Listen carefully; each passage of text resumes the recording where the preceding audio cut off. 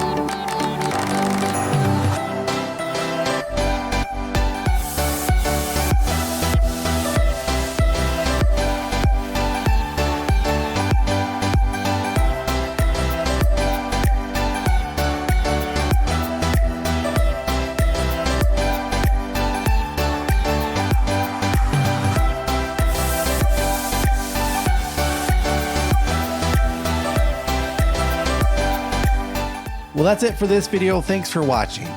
In the next video from this trip, we will continue on our way on I-94 towards Minnesota, so make sure you're subscribed so you can join me on that adventure. But for now, thanks again for watching, and until our paths meet again, stay adventurous.